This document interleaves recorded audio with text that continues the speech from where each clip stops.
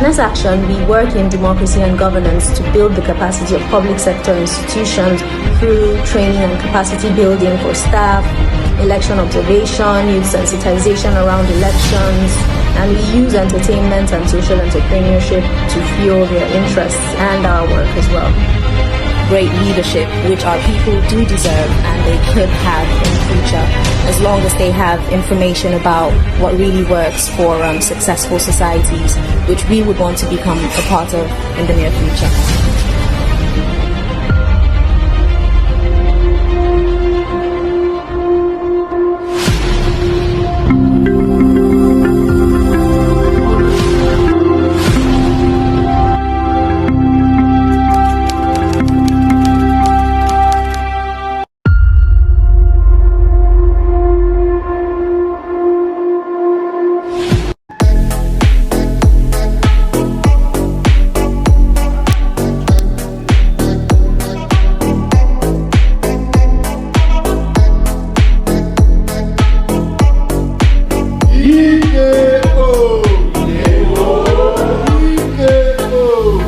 Are you ready to become a leader and make a real difference in your community?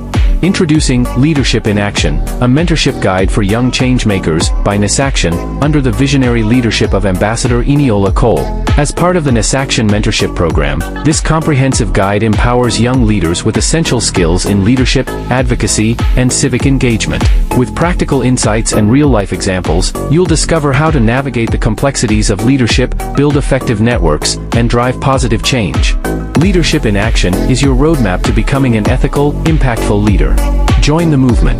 Be the change. Lead with action. Also tune into the Leadership in Action podcast series all day every day on YouTube at Unlimited TV 247 and gain remarkable insights from our formidable team of experienced mentors. Like, subscribe and turn on post notifications. Leadership in Action, a mentorship guide for young changemakers, because the future belongs to those who lead.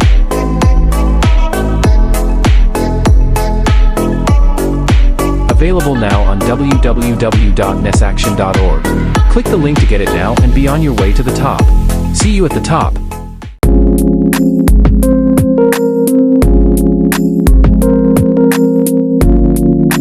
Welcome to the Leadership in Action podcast series.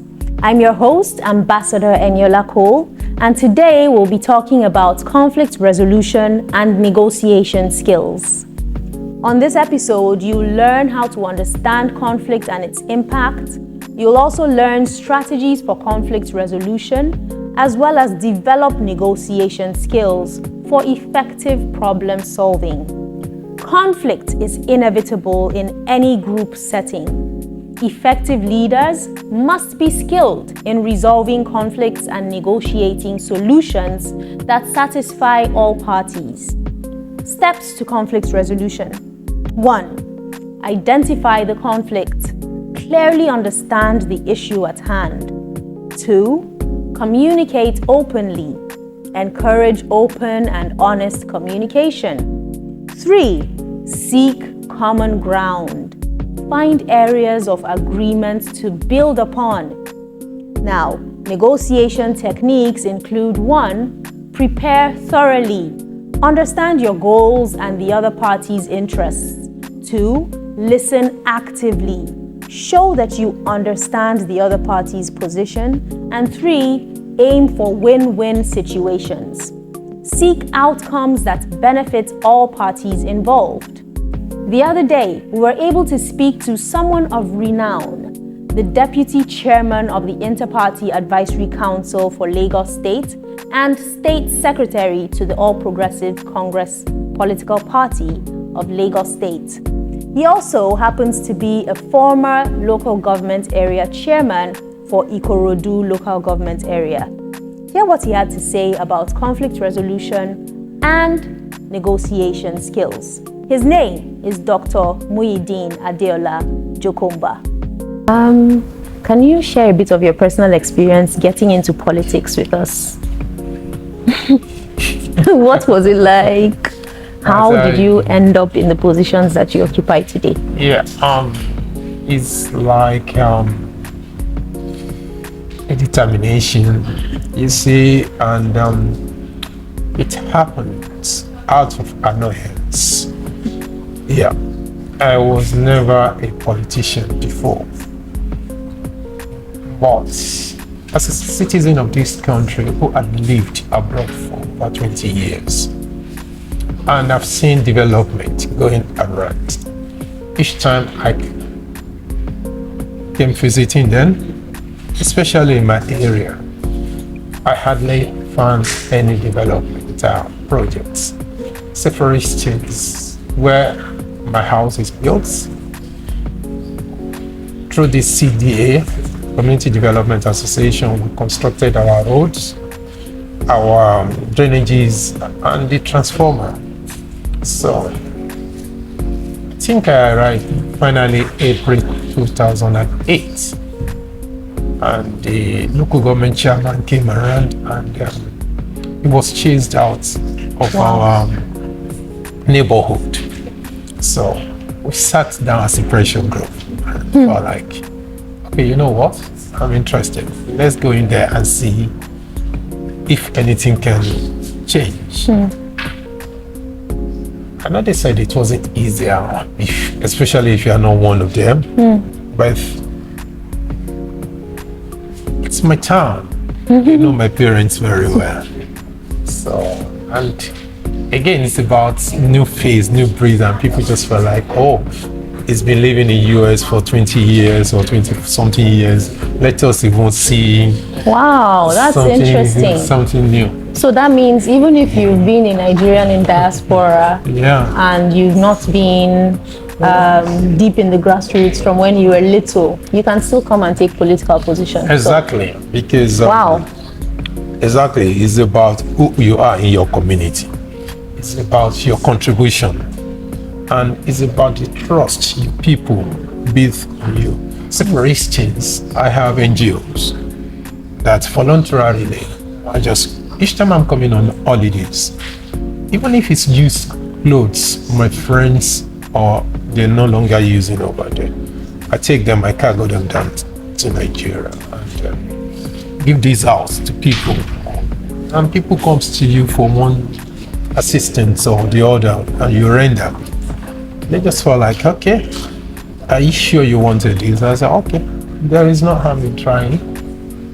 And with the help of God, we cliched the tickets.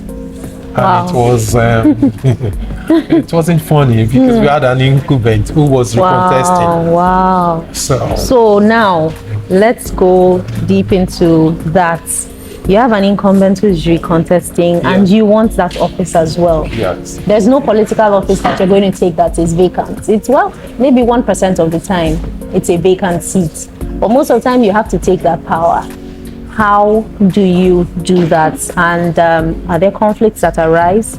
How do you handle them? A lot. Because I said this to you. When we started, I have a group of friends. You see, Nigeria politics involved money. So people came into war, we contributed money, and we fought because he was the incumbent, he has the incumbency power. He was gonna use, so. But we mapped out our plans. So, especially during the primary, there were a series of gunshots here and there, but we never get deterred because the DPO knew who we were, because we wrote the IG, we wrote the police commissioner for adequate protection, and luckily 174 battalion sit inside the local government. 174 Battalion Nigeria Army sits inside you. So we met the GOC, who was helpful. He was able to curtail the hooligans he brought to the primary venue. Like I said to you, it wasn't an easy talk, and it wasn't an easy ride because I remembered my late mom was still alive, and he was like saying, no, he said, no, enough of this, because I woke up one morning, one of the vehicles parked outside my house, vandalized. And she just felt like, no. Wow. I felt like, no. Power is not a la carte. You don't sit at home and power comes to you. Yeah. You need to fight for power. And that was what we did. And you took power. And I'll tell you, I thank God. If you look at the guest speaker is meeting me for the first time today, but he had heard about my name. Wow. You heard him when he was talking about it. He lives in that local government, and the footprints are still there. And that was what he was discussing with me, and how we show that local government chairman, even the one that followed after you, had done what you have done. Because we set the standard. We brought back life back to the community. Now, in terms of local governance, now that we've seen autonomy given to local governments, what do you foresee for the future of local governance in Nigeria? You see, let's go this way. Power belongs to the people. And who are the people? They are the grassroots. Which of the 3 tiers of government is closer to the grass people? The local government. It's the local government. Yes, sir. And if you look at Mr. President's speech 2 days ago, on Monday exactly, he said, henceforth, hold your local government chairman responsible. Hold your governors responsible. He didn't say hold Mr. President responsible, because their money is going directly to them right from this month now. And one of the things I love about transparency that Mr. President has done is, on a monthly basis, he's going to be showing us how much money that has gone to each of the local governments fund. So, I'll tell you, the onus is now left on the chairman of the local government to look at, do I have a name to protect? Do I have a future? Do I want to put down a legacy? And a legacy that even my children will be recognized with. Or do I want to drag my family name in the month? Wow. Yeah, so it's about individual. So I can see a vibrant local government coming up now. I can see local government that will work. A local government that will not just be pushed around as we are right now.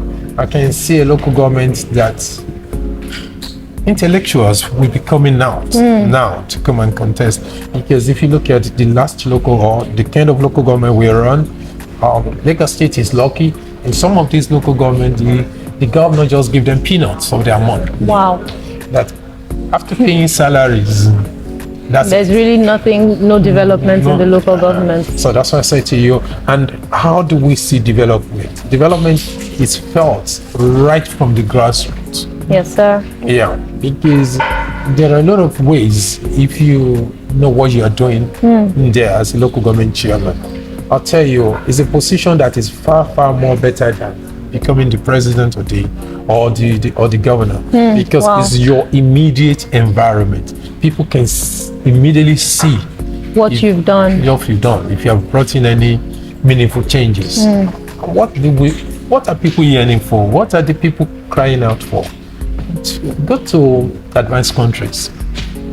Local government has housing projects. It could be through PPP. Okay, if you have enough money or you have land, you bring in people to come and build these houses. You are just in between the two of them, right? They can pay monthly. Then we don't have issues with landlord that wants to take 2 or 3 years rent in advance. You can build stores for females or market women just to rent on a monthly basis. Right. These are the things people wanted. They're not demanding for good schools, pipe-borne water, good healthcare facilities. They have just basic things from the local government. Once that is achieved, the secondary one goes to the state, while the tertiary ones go to the federal government. So it's a welcome idea. I congratulate the president who has the initiative to start this, but at the same time I want to appeal to the local government chairman not to misuse this given opportunity. Because if you say you are being siphoned by your governor, now your money has come down to you, and you are with the money, you are not making judicious use of the money. What's the essence of giving you? Right. The freedom. So welcome like that. That's amazing. And we look to see more development across local governments. Exactly. Which one was it that you were leading? Ikorodu, yes. Yes. Ikorodu Local Government Area, former chairman as well. I forgot to mention that as part of the pieces of his heart. Thank you so much for You're being welcome. here, sir. Now, on a final note, when it comes to young leaders who also want to get into power, how do they handle conflict? And if maybe you could share a personal experience that was challenging for you, that arose in conflict, taking over power like you mentioned, how can they harness conflict resolution and negotiation skills to get what they want while maintaining a certain level of decorum around it? You must not be friends, definitely, but some decorum. Yeah. You see, we don't have to be friends to work together. Yes, sir. But we can be friendly in achieving the aim and objective of what we have been. Because if you look at it, if I'm contesting for a position, you are contesting for the same position. We are not enemies. If we are looking at the betterment of the immediate people in our environment, right, we can tap into each other. So what I want to say to young people is, it's not by fighting, it's not hooliganism, it's about negotiation, it's about selling yourself. Right. What is the selling point that I've got and the other party hasn't got? Yeah, it's about what experience have I been able to acquire? Is it personal or educated experiences that the other person hasn't got? And what are the things I've done in the past that can be referred to, which is feasible, That you can leverage on. that I can leverage on? So these are the kind of things you put on the table. Then, if need be, okay, you go into a debate with your co-contestants. And again, if you are given the opportunity, let's assume you won. The other contestant is not your enemy. You need to look for a way to draw him closer, Right. or her closer, because from him or her you can tap some of the knowledge that would be much beneficial to aid your own performance in the office. Right. So for instance, I'll tell you this. When I came in, like I said, I had a seat in local government that was contesting. It was an issue. He was hell bent of going back. I was hell bent of on taking over the position from him. So it was no No. to both of There was us. no meeting ground. No. So eventually, God grant our own effort.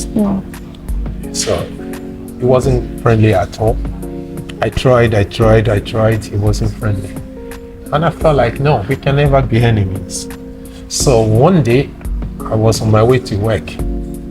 I saw him parked his car and the bonnet was opened.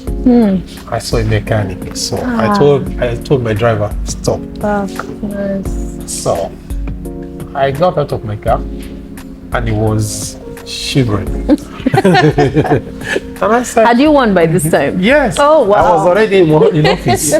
He was shivering and I said, no. Honorable Kumala, good afternoon, sir. Or good morning, sir.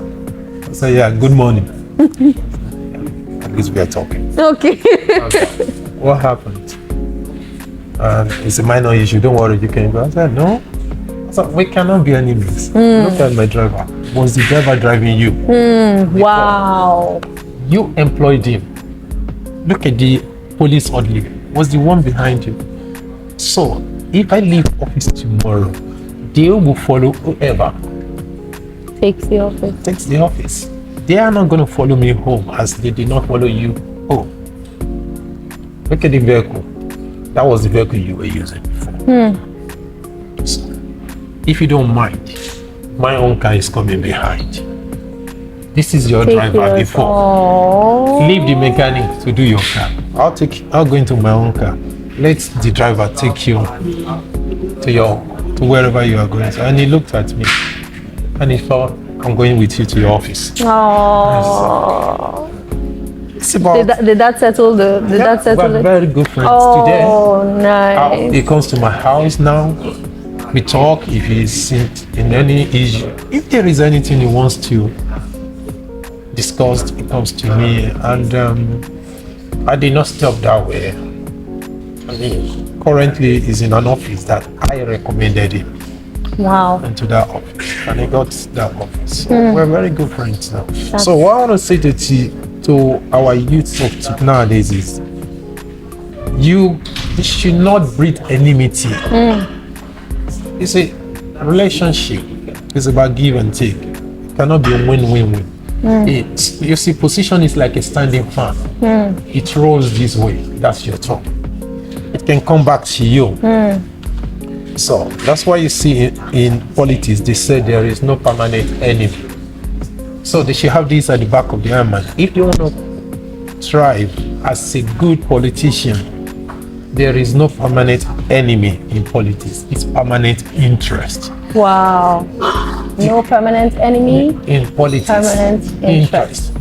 If you look at the people that our current president was enemy with or fought years back, when it comes to the issue of taking power, they became friends because they want to remain in power. He wants to take power, so he drew them back. You see, a lot of PDP Mutual crossed interest. over to. Yeah. If you look at it, just last week, the former SS used to do federal government crossed over to APC now. Because this is where the body is. We have the same interest. Everybody just go. Wow. So I want to say this to them. They need to go for management of anger course. Sometimes it's an inbuilt because God can just give you that communication skill on how to resolve issue. And there must be a good listener. You don't argue too much. Let whoever that is who felt that he or she has been cheated or whatever, let him or her pour out the anger. Then gradually, by looking straight into each other's face, for us to trust each other, we need to build that trust in that relationship. Maybe because it's my area of study. I'm a clinical psychologist by profession. If I have a client, and one of the jobs I do is when I was abroad, the police is torturing a criminal. I'm sitting as you are sitting. I am not looking at the torturing or questioning they are given to him. I'm looking at the body language. What are the body language talking about? Is the body language showing sign of remorse? So these are the things you need to do. You need to trust each other. And you need to reassure each other to say, look, what we are trying to reconcile here is about mutual understanding, and whatever decision is taken on this table is binding on both of us. True. So if you don't have that, because you need to reassure the other party, how do the other party believe you if you are not reassuring enough? True. If your words are, You don't even keep to your word. and your body language is not speaking what is coming out from your From your mouth. Yeah. You understand? Yes, sir. And if you are not looking straight into me to see if I'm responding to what, whatever yeah. you are saying, then let's keep talking. I don't care. Thank you so much. You're welcome. It's been Dr. Muhydeen Jokomba right here on the Leadership in Action podcast series. Thank you for taking time out. Thank you very much. And for your deep insights. Thank you. You've heard it all. The art of negotiation is finding a solution that meets everyone's needs. And sometimes the situation may be impossible, yet there are still ways that you could approach it with empathy and ensure that you're able to meet and make common ground. That's it for today on Leadership in Action. I've been Eniola Cole, and I look forward to talking to you again on our next episode, which deals with policy development and analysis. See you next time.